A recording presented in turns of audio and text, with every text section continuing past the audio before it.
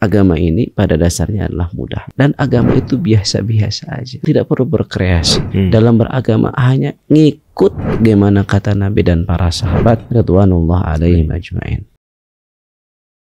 Ada beberapa faedah yang ingin saya sampaikan. Faedah yang pertama, saya ingin mengingatkan untuk semua, termasuk untuk diri pribadi, tentang tujuan kita menuntut ilmu. Tujuan kita menuntut ilmu agama itu apa gitu. Tujuan kita menuntut ilmu yang paling utama adalah raf'ul jahli,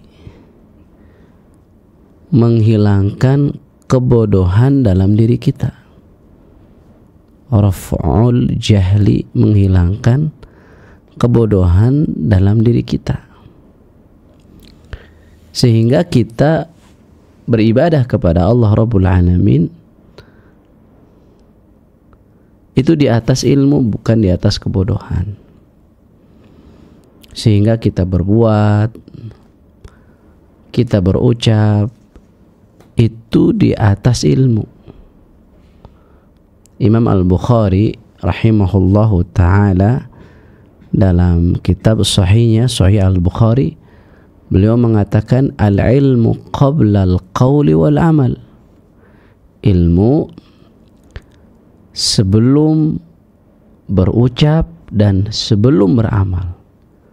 Ilmu sebelum berucap dan beramal. Jadi tujuan paling utama adalah raf'ul jahli, menghilangkan kebodohan dalam diri kita. Karena kebodohan itu da'un qatilun. Kebodohan itu adalah penyakit yang membunuh, sangat amat berbahaya. Kebodohan itu merugikan seseorang dalam kehidupan dunia maupun kehidupan akhirat. Jadi itu yang paling utama dari menuntut ilmu. Apalagi ketika kita belajar Al-Quran,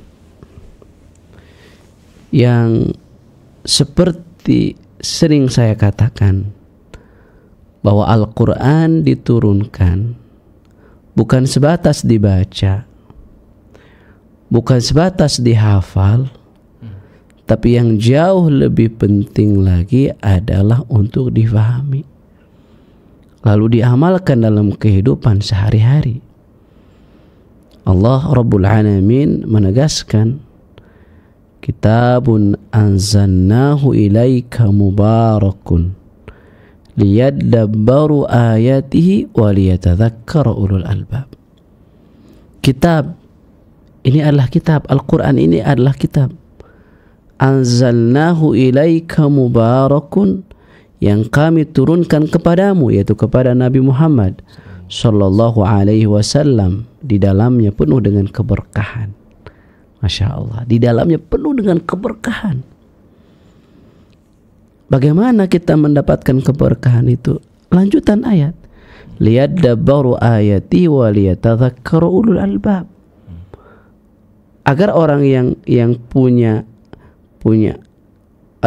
hati, yang hatinya itu sehat, bersih, senantiasa mentadaburi Al-Quran dan mengingat-ingatnya, maksudnya mengamalkannya dalam kehidupan sehari-hari. Karena Al-Quran itu hudan, petunjuk, hudan lil muttaqin, sebagai petunjuk bagi orang-orang yang bertakwa. Saya sering katakan ya, kepada para santri, di antara nikmat Allah yang sangat besar yang Allah berikan kepada saya, pertama nikmatul Islam.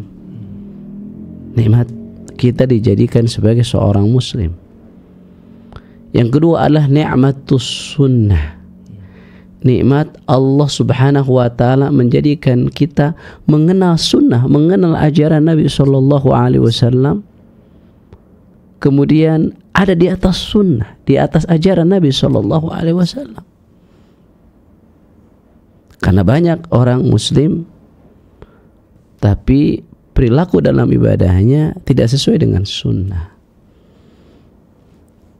Atau dia tidak bisa mempertanggungjawabkan amal-amalan yang dia lakukan. Dia sebatas taklid, ikut-ikutan. Jadi pertama, nikmat apa? Al-Islam. Kedua, nikmat apa? As-Sunnah. Ketiga, nikmat apa? Nikmatul lughatil arabiyyah. Nikmat bisa bahasa Arab. Oh, Masya Allah. Nikmat bahasa Arab. Saya sering katakan kepada para santri, setelah saya bisa bahasa Arab, bukan berarti saya menguasai bahasa Arab. Bisa, alhamdulillah. Walaupun sedikit ilmu. Karena memang Allah memberikan kepada kita sedikit ilmu. Ketika Allah memberikan nikmat ini, nikmatul lughatil arabiyyah, setelah saya bisalah baca kitab, alhamdulillah. Setelah saya tahu nikmat yang begitu besar ini, tidak terbayang bagi saya bagaimana seseorang yang tidak bisa bahasa Arab. Setelah saya mengenal nikmat bahasa Arab, tidak terbayang bagi saya sengsaranya orang yang gak bisa bahasa Arab. Itu nikmat yang besar yang ketiga. Yang keempat nih, yang baru saya sekarang, Faris. Sekarang ini baru saya menyadarinya, begitu. Nikmat saya bisa ngajar tafsir, Masya Allah. Ya, makanya kesempatan di antara kesempatan paling nikmat itu ya pada subuh ini bisa, karena saya bukan hanya mengajarkan tafsir, tapi juga saya belajar. Ini ayatnya seperti ini, penjelasannya seperti ini. Oh, Masya Allah. Itu teh nikmat gitu kan. Nah itu ya. Agama itu mudah. Cukupkanlah dengan apa yang diajarkan oleh Rasul dan dipraktekkan oleh para sahabat. Belajar Islam, berilmu sebelum berucap dan beramal.